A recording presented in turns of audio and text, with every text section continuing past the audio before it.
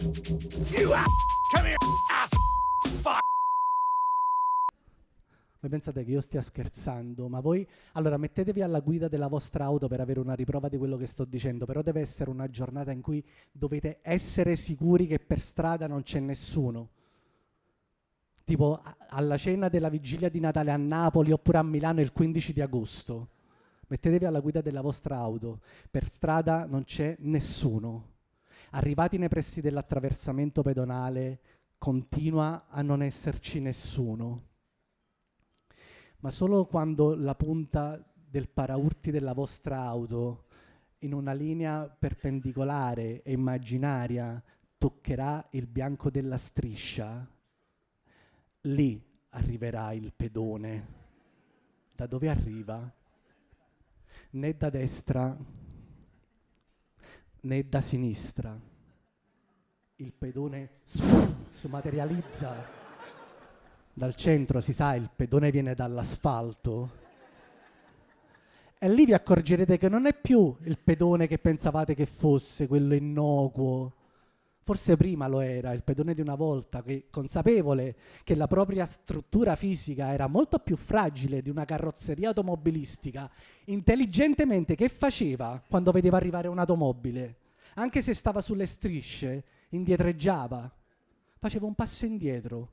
Così lasciava passare la macchina e inveiva contro il conducente e tutta la sua famiglia e li malediva per omnia secula seculorum, ma solo quando erano lontani dal suo campo visivo, perché il pedone di prima, oltre a essere innocuo, era anche vigliacco. Il pedone di adesso invece non solo non fa un passo indietro, possibilmente fa mezzo passo in avanti. E poi come mi dà fastidio perché con quel ginocchio, se ci fate caso, come se potessero fermare un carro armato, capito? E sta lì e non se ne va. Fino a quando tu automobilista non lo guarderai negli occhi, lui sta là. Solo quando i tuoi occhi da cerbiatto incontreranno i suoi glaciali, a quel punto il pedone finalmente con soddisfazione potrà fare questo.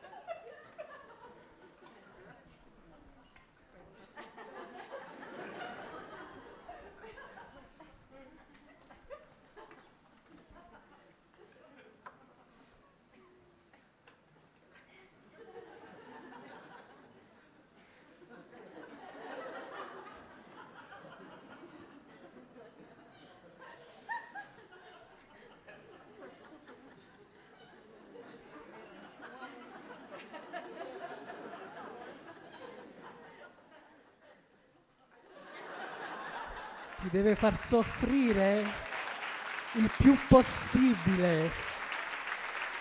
Bastardo. Oh, ragazzi, fatene tesoro delle parole che vi sto dicendo, perché io sto rischiando. Io sono un pedone, pentito. Sono il Tommaso Buscetta dell'isola pedonale.